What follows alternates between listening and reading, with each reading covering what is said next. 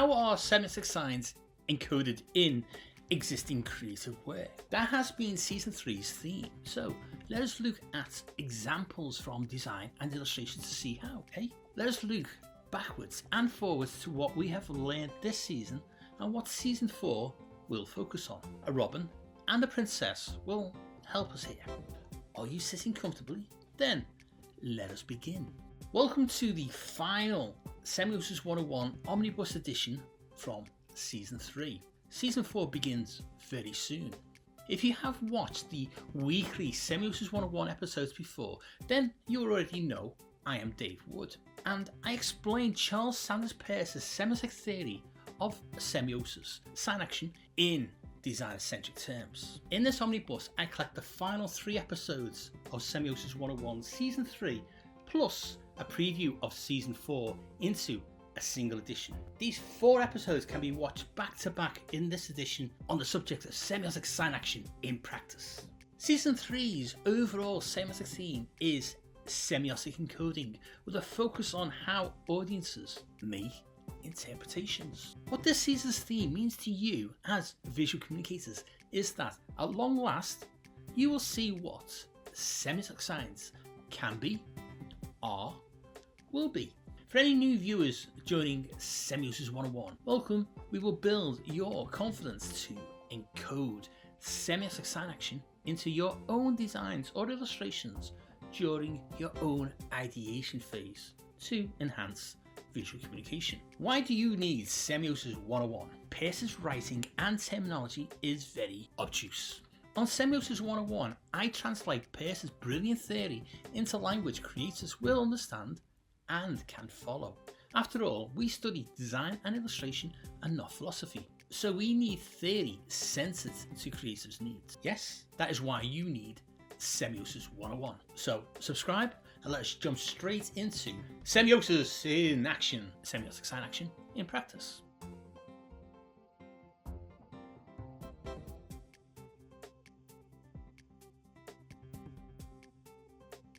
Welcome to episode 18, season 3 of Semiosis 101. As we wrap up the season's theme of encoding semiotic signs, we will spend the next 2 episodes on sign action in action. To do this, I will illustrate what we have learned in this season through an example of graphic design and one from illustration. We will use these 2 visual communication examples to explore everything from how the audience is creatively facilitated to interpret the meaning-bearing visual elements through the example's development, to where the examples employ Peirce's 10 sign classifications. One of these examples was produced by myself, and the other example is by a top London-based design agency. So, in these episodes, I will be able to show how semiosis can be applied within the creative process and analysed after publication. Hit subscribe to this YouTube channel, and I will explain. Okay, what is the illustration project example then? That will be a set of picture book illustrations I created as a private commission for a surprise 21st birthday present for my niece Sarah, featuring her alter ego, Princess Sazzles. The Freshfield Tiger narrative is an in-joke between us, based on a forest walk we had when she was 5. I will now use the Princess Sazzles to demonstrate how and where I encoded semiosis, with the caveat I have already previously stated that learning semiotics is not a how-to guidebook. The illustrations are a visual flow to get its target audience, the reader, to keep turning the pages to reach the end of a book. This episode's focus is instead a how-to through example. That means learning by example rather than a specific step-by-step linear guide. Okay, you got the difference? Good. If not, spend time watching the Omnibus episodes to catch up on the cognitive differences in the approaches. Right, here is how I'm going to present this how-to episode. I will start on the macro level, meaning bearing in a state that Peirce calls thirdness. Then using both visual examples, I dig deeper through his state of secondness to the micro level of meaning bearing in a state of firstness. Is this already sounding too woo-woo? Okay, let us begin with what we see and worry about Peirce's perception states later. I can talk with authority on how the illustrations drip with semiotic signs. In the Princess Sazzles set of illustrations, we see picture book pages in their specific ways within the visuals you see meaning bearing to tell an actual story. For the primary target audience, my niece, the range of visual communication outcomes are intended to lead them to one of two intended outcomes. For my niece Sarah to reach the end of her 21st birthday present to the last page to get the joke. You viewers are not the primary audience. In the case of the Princess Sazzle's illustrations, I chose a visual language of established fairy tale visual tropes to first establish the Sazzle's character and the adventure. Later in the actual book's narrative, these tropes are subverted in a Tex Avery manner which breaks the fourth wall of narrative storytelling for my niece Sarah to get the joke. On a semiotic level, this is subtle and neither linear nor denotational. The depth of encoded meaning bearing is released dependent on the different target audience's perceptions and lived experiences. The more each audience member interprets, the richer the meaning they understand. The same visual output can be interpreted on 3 different levels. In episodes 3.1 to 3.4, I put Peirce's theory of the effects of interpreting into designer-centric contexts. To quickly summarise this into a pragmatic semiotic context, the effects on how people will interpret begin at an immediate effect level, then may continue to a dynamic effect and hopefully end at a final effect. If you see princess, great, you are at an immediate effect level of interpreting. From an immediate level, micro, the basic visual facts are gathered by the intended audience. Visually, young girl, crown, walking, castle, forest path, etc. equals immediate interpretation, princess on an adventure. Great, job's a good one. Meaning gained? Yes? We know there is more. If you realise the images have more meaning than that, well, moving beyond the immediate interpretations of princess, the works have more meaning to visually communicate. We can frivolously call this the so what stage, or the dynamic effect as Peirce names it, when what is seen proposes more than simply denotating princess. Why that princess, visualised in that way? Why is the princess in pink with a crown that moves into different positions, etc., etc.? These examples of meaning bearing are not accidental, but encoded into the visuals. They are performative and not just decorative, moving from a dynamic effect to a final effect of interpreted meaning. At this level, book readers will understand the visuals semiotically represent and therefore facilitate the audience to the full meaning of what they see. So let us flip straight to the final interpretive effect the examples want to lead their respective target audiences to. The narrative flow resulting in a narrative breakdown at the end of the book is visually crafted by the visualization of the character. Would you believe me if I told you that crown equals emotional state? Or that is the meaning bearing propositions that are in plain sight if the audience wishes to unlock richer meaning beyond the obvious. In each depiction of the crown throughout the book, the long points of the crown are prehensile. They react to the narrative action points that the character encounters. From page spread to page spread, the crown's points add extra information. Princess Sazzle's emotions begin with confidence, through determination, worry, accusations, demands, and finally anger when the joke is revealed. On first sight, none of that detail would ever be possibly known by the audience. Only those audience members with the perception to unlock deeper meaning would. These levels of encoded deeper meaning lie dormant until interpreted. Hence, Peirce's state of secondness needs the state of firstness to semiotically bait the triggering of perception to propose further interpretations and richer meanings. From an illustrator's or designer's point of view, this is the state that the semiotic sign-action, semiosis, facilitates for the audience to make the perceptual jump from that resembles X to that proposes Z. Secondness is just how Peirce defines that point when perception moves from, oh, it is just that, to, oh, that is about this. So let us now parse the Princess Sazzle's illustrations to reveal the application of semiotic sign-action and where secondary and tertiary audiences can still benefit along the way. The princess's crown is just pencil strokes. Iconically, a yellow line is too weak to semiotically facilitate an audience member to interpret. Princess Sazzles is worried, but as an iconic quality carefully composed with other iconic qualities, the shapes can be composited and crafted to form a crown. These iconic elements at this fierceness perception point have been interpreted as existent things known to the audience. They have moved to an indexical representation level and perception to a level of secondness. Now, a crown can propose a deeper meaning within the visual communication that is encoded in plain sight. Let us quickly summarize this into a quick takeaway. It is fine if some of the audience never realizes any of these points. The imagery are still meaning bearing. They are visually communicating something to someone about Princess Sazzles. The visuals can still convey Crown has a relationship to princesses. Everyone is still happy. Semiosis has got the audience that far.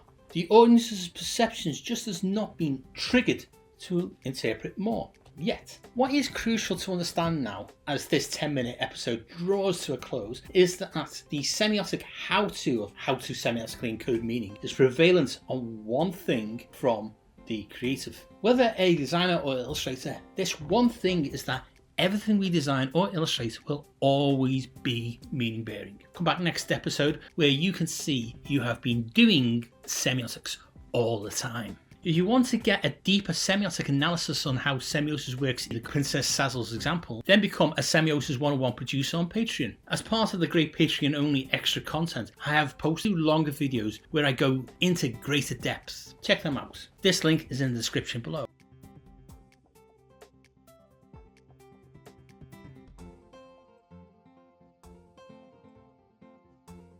Welcome to episode 19, the penultimate Redux episode of Semiosis 101's Season 3. In the last episode, I explained the application of semiosis in illustration. In this episode, I will focus on the application of semiosis with an example from graphic design. Last week, I used illustrations I had created. This week, I will use an example from London-based Hudson Fuggle from their London Bridge City Christmas by the River 2021 Festival Designs. A big thank you to co-director Ian Fuggle for permission to use the Hudson Fuggle's work as an example on Semiosis 101. Before I can continue, I must caveat this episode.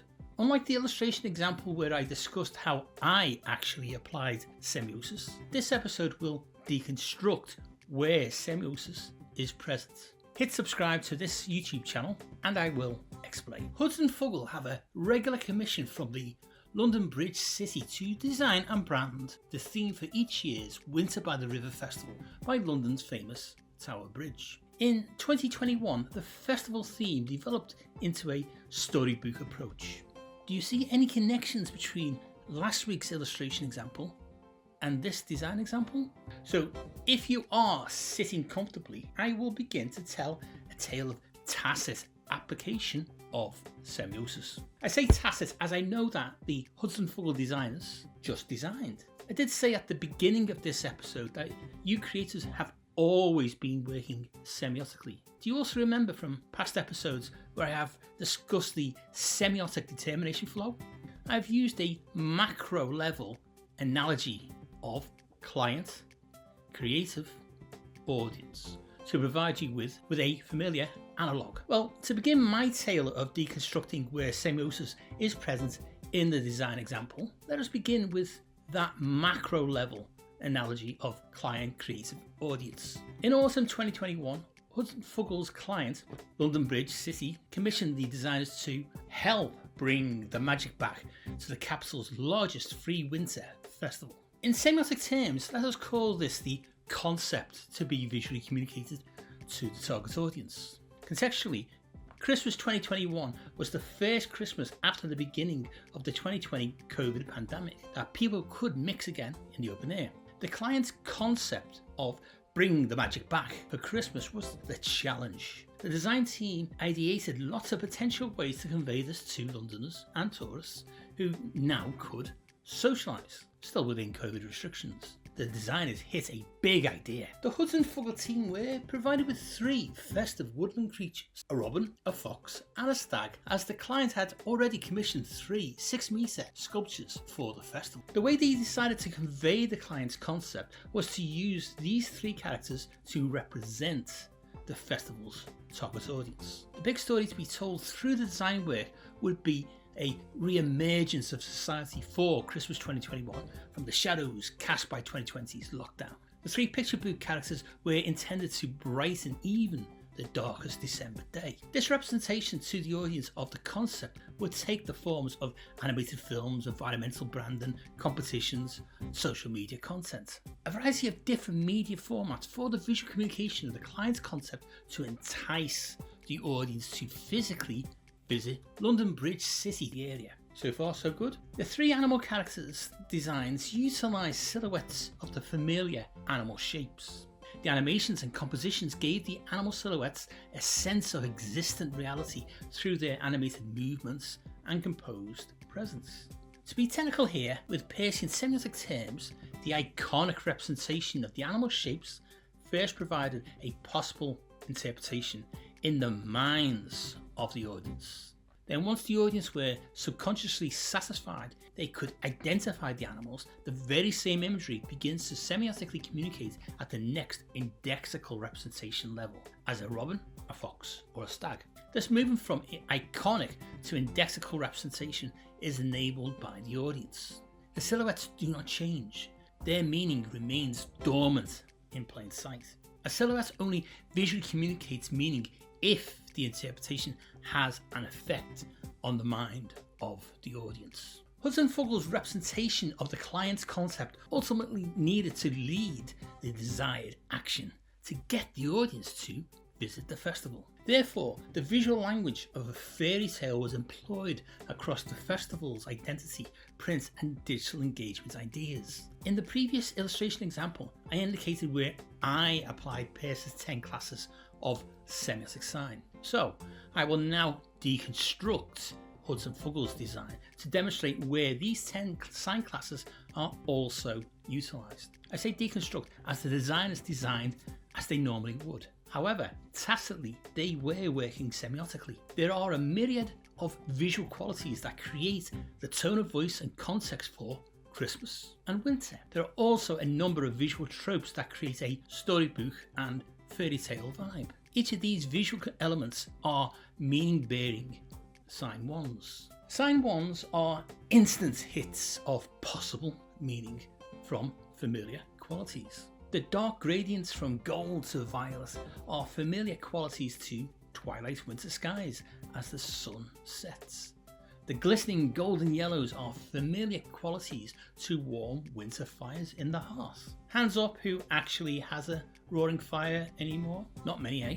These sign wands' job is not to visually communicate all the intended concept at once. Peirce calls this instant hit of possible meaning a quali sign. This is semiotically weak and ephemeral, and its purpose is to trigger perception so that interpretation of meaning can begin. Once a quality is perceived as possibly familiar to something, the semiotic signs begin to mediate. Sign 1 hands over to sign 2 in the minds of the target audience when they think winter. However, the audience may interpret other meanings from a violet gradient. The addition of other sign wands in the gradient in the form of white specks could be possible stars. This nesting of semiotic signs with semiotic signs helps facilitate the audience to interpret meaning within a certain thematic latitude. So, if the audience of potential visitors are being successfully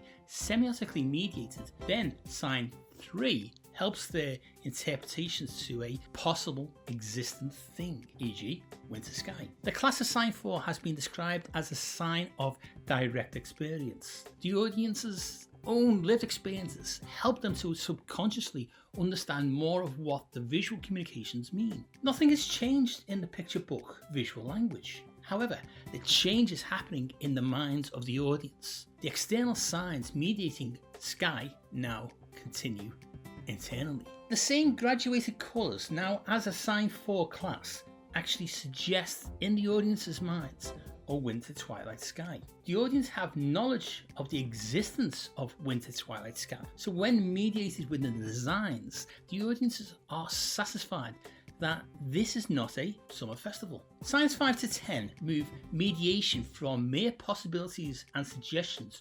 towards general, socially, culturally agreed meaning. Let's end this episode by focusing on the robin, fox and stag in the context of these 6 sign classes. These animals are intended to carry the bigger message of emergence into a social world again. The decision to silhouette the animals makes these characters general. The use of animal silhouettes in a city context creates a possibly familiar agreed vibe, Sign 5, of having travelled from somewhere else. Up to a point, the silhouettes may or may not be fully identifiable as existent animals, just shapes of possible animals. If the robin hasn't yet been interpreted as a robin, Sign 6 still enables the audience to agree on bird. Once Sign 7 helps suggest it is a robin, the audience can subconsciously agree the existential connection to winter and Christmas. Classes Signs 8 to 10 utilize the nested lower level sign classes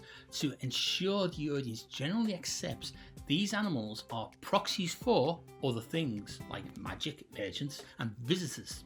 Semiotically, as each audience member begins to realise the proxy meanings, they perceptually move from possibilities 8 and suggestions 9 to finally resolved meaning 10. In the final episode, I will review all Season 3 episodes. Patreon subscribers have access months in advance of YouTube to Season 4 episodes. Just saying.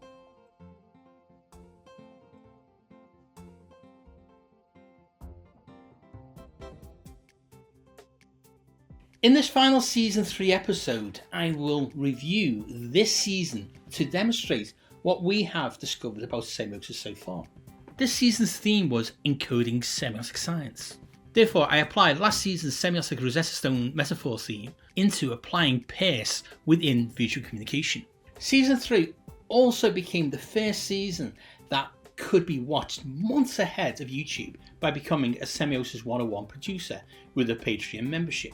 That means by the time you are watching this episode of YouTube, Patreon producers are already watching Season 4 episodes or even Season 5. In Season 3, we have been on a deep dive into ways semiosis can be applied into design or illustration work. The episodes this season have also led you all to a surprising revelation that you have always been semiotic encoders.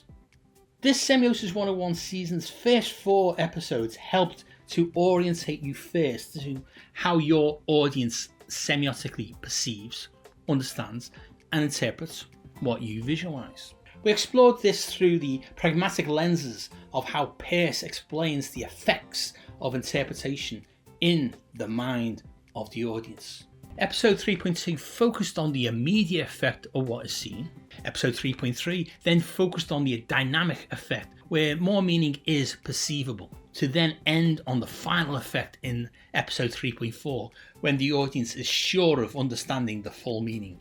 You can watch these episodes individually or back to back in Omnibus 3.1 Semiotic Meaning Bearing. These episodes establish the perceptual base to then flip the conversation back to how the creative can begin to encode meaning into any piece of visual communication work, big or small. In the next 3 episodes, the focus was on the fundamentals for beginning semiotic encoding, what meaning needs to be encoded, and how to begin. We began with 3.5 Semiotically building meaning. This episode reminded you all, or in the case of newbies, introduced you to a fundamental of semiosis within visual communication design: iconic representation. From this micro visual communication building block level, episode 3.6 began to show how meaning and messages can be blocked into visual communication work, or encoded if you want to be precise.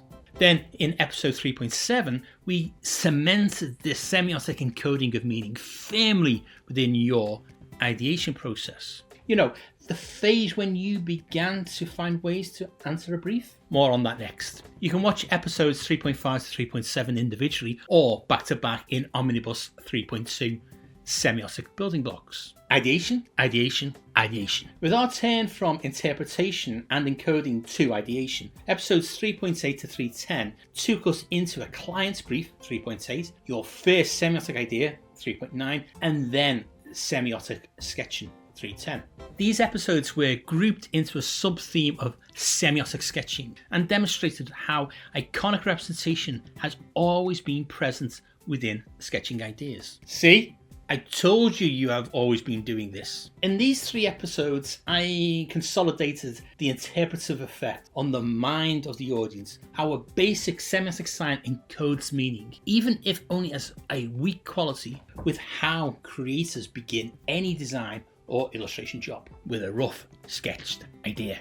I took the opportunity to also introduce more of Peirce's theory into this conversation in designer-centric terms. Check out episodes in Omnibus 3.3, Semiotic Sketching. Soon, Semiosis 101 Season 4 will begin with a preview next episode, but at this point we are only halfway through our review of Season 3 episodes.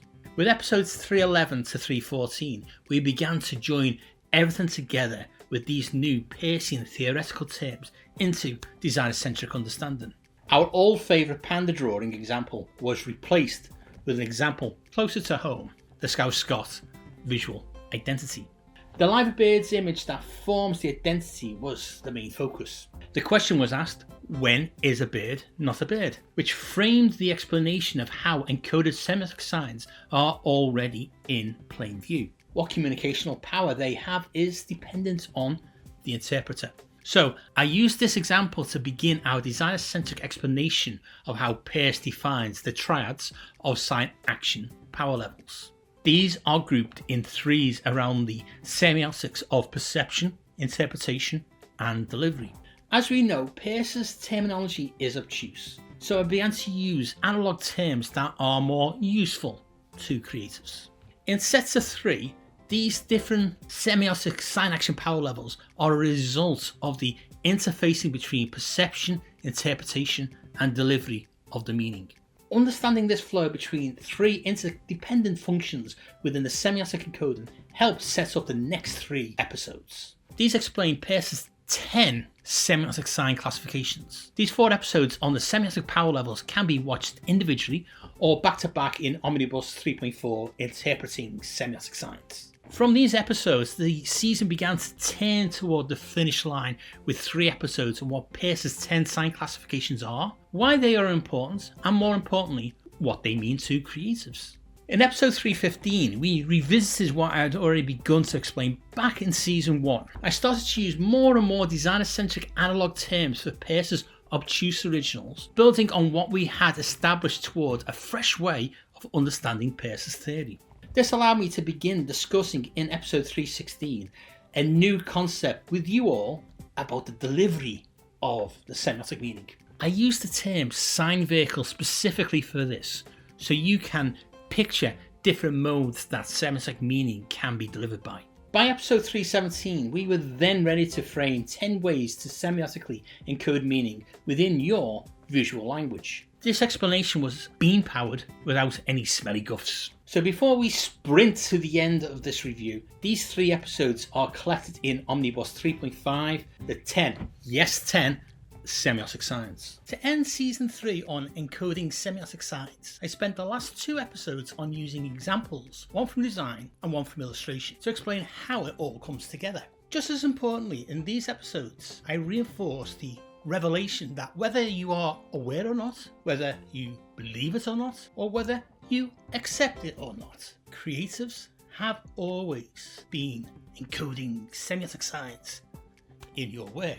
Some of you doing it better than others. The 2 examples I used were Hudson Fuggles' Christmas by the River 2021 festival designs and a set of Princess Sazzle's picture book illustrations I produced. The 2 examples could not be further apart, one set of design outputs to brand an annual Christmas winter festival, the other being a princess on an adventure. In episode 318, we saw how a set of picture book illustrations utilised the principles of semiosis from ideation to finished illustrations. In episode 319, we flipped to a micro semiotic lens to explore and deconstruct where and how semiosis is present within any piece of design, with the help of a robin, a fox and a stag.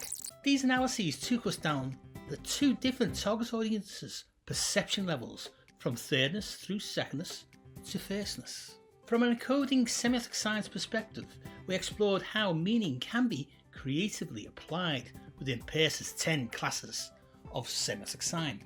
In the illustration example, we semiotically constructed meaning and then deconstructed where semiosis is present within design. These episodes, together with the next episode, Season 4 preview, will be available to watch back to back in Omnibus 3.6. Semiosis in action. So we end this third season of Semiosis 101 with a fresh revelation on your role as a visual communicator. You have always been working semiotically. Semiosis 101 just helps you to enhance how effective you now want to be in visually communicating. There was a lot to pack into episodes 318 and 319, but I still only scratched the surface of this analysis. Therefore, as exclusive content for Semiosis 101 producers with a Patreon membership, I have made a Princess Sazzle semiotic analysis special for illustrators. A design special will be next. Check out the Patreon link below.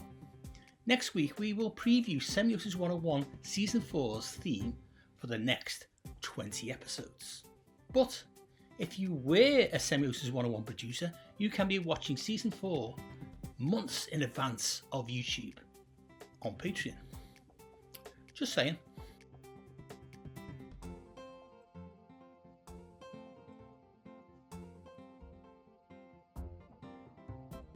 Well, here we are at the fourth season of Semiosis 101. I am Dave Wood, a design educator and researcher. I've been publishing Semiosis 101 episodes to help designers and illustrators to understand and apply pragmatic semiotic theory in your work. Why do I do this? Well, I have worked as a freelance illustrator and designer before I became an educator. If pushed, I would describe myself as a visual communicator. I became fascinated with how to answer a brief and visually communicate richer meaning in a smarter way. I had always heard of semiotics, but as soon as I tried to read about the subject and apply the theory, things fell down. Semiotics is not a single theory, and the language used to explain it is either through a linguistic lens or obtuse. So, Semiosis 101 was born. In these seasons, I theme ways to explain a single pragmatic and practical semiotic theory in a designer and illustrator-centric way. This theory is Charles Sanders Peirce's Semiotic Sign-action Semiosis. Check out Season 1 videos to find out the difference between Peircean and Saussurean semiotic theories. Season 1 set the case for the semiosis box of tricks. Season 2 framed the need to apply semiotic theory to enhance visual communication through a semiotic Rosetta Stone metaphor. Last season's theme, which was just concluded, focused on encoding semiotic sign-action. In Season 3, I unpacked more of Peirce's theory in designer-centric ways to demonstrate that as creatives, we have always been working semiotically. We have just not been aware and not understanding how to apply it with more success. In Season 4, the theme will be a semiotic frame of mind. What I mean by this is that if, as I argue, designers and illustrators have always been working semiotically in some capacity, how do we do it better? Back in episode 317, I framed Peirce's semiotic sign-action power through three lenses of perception, representation, and delivery. This triadic interrelationship is key to understanding pragmatic semiotic communication. As designers and illustrators, we are always visually communicating something to someone. So, in Season 4, we will play a game of 20 questions. Each episode will answer a specific question on applying semiotics. This is about gaining knowledge to develop your own semiotic frame of mind. Applying semiosis in your ideation stages of sketching first needs a lateral step in understanding that semiotics is natural. These 20 Season 4 questions will be grouped into 6 sub-themes, which will help you step your way toward a new semiotic frame of mind. Season 4's first 3 episodes prepare you to form a semiotic frame of mind. The questions each episode addresses under this theme will be 4.1. How do creators visually communicate This in this question being whatever you need to visually communicate. 4.2, how can creatives clearly convey visual meaning? In which we will quickly explore the semiosis box of tricks. 4.3, how can creatives make a mindset change advantageous? You'll be surprised by how a small change in thinking opens up semiotics to you. These questions will put you in a good place to then see how Peirce's semiotic sign-action, semiosis, can be applied to existing creative practice. That is the emphasis, existing creative practice. Semiosis 101 intends for illustrators and designers to be enhanced with semiosis, rather than telling you to unlearn the skill you have. So in this spirit, the next sub-theme will focus on semiotic sign-action-ers. In other words, how you creators proactively embed semiotic sign-action into your existing practice. You went to design school, you learned to illustrate and design. You may be working as an illustrator or designer right now. So from the next 3 questions, you will discover how second order thinking and semiosis help you to enhance your existing creative practice. Yes, in season 4, I have taken a semantic turn in which I will demonstrate that semiosis employs second order thinking to improve our ability to visually communicate. This is contrary to how some designers see semiotics. To demonstrate how a small change in designers and illustrators' perspectives to what semiotics, semiosis, can do, I will answer the following questions. 4.4, how will our creativity benefit from audience perceptions? Yes, change your creative perspective through your audience's perspective. 4.5, how can creators' ideas be improved by the logic of design? We see how the logic of design is your semiotic friend. 4.6, how can creators help their audience to visually interpret meaning? With a new, small, micro semiotic awareness, your audience can be hooked. It is now at this stage of the micro decisions during ideation that Peirce's semiotic theory can accelerate your creative choices in visual meaning bearing. Therefore, the next sub-theme of questions focuses on simple things, the lowest level of semiotic communication. You know, the initial things you already sketch when starting any new creative project. We will then be in a position to begin delving into some semiotic fundamentals which separate Peirce's semiosis from the more widely known linguistic-based semiology. Semiosis, semiotic sign-action, directly involves the interpreter, the audience. Semiology, signified, is dyadic. However, semiosis is triadic. In designer-centric terms and context, Peirce's semiosis happens between the client, the creative, and the audience at a macro level. So there will be 3 episodes preparing your creative mind to this by focusing on simply things as micro semiotic interrelationships. 4.7, how can creators help audiences to commit their attention? Yes, audiences and designers are in a looping semiotic relationship. 4.8, how do creatives hook more audience awareness? Creatives can semiotically enhance how audiences visually engage. 4.9, how do creatives use audience imagination to convey meaning? Things can be your semiotic meaning bearing allies. Then you will be ready for the audiences. The next 4 episodes sort of flips the conversation from the creative to the audience's mindset. It is crucial to consider who you design or illustrate for. By understanding the audience's cultural cues will help you to work both laterally and embrace second order thinking. So, to help you reframe your own semiotic mindset, we will take some time to look for semiotic cultural cues in the audience. The 4 questions I will use are: 4.10, how do creators realize meaning is in the eye of the beholder? Culturally, are your visuals communicating what you intend? 4.11, how do ephemeral semiotic qualities help you to visually communicate? Let us go to the edges of perceiving to semiotically strengthen communication. 4.12, how do visual meaning contexts inform creativity? Understanding the semiotic power across different types of audience. 4.13, how can our creativity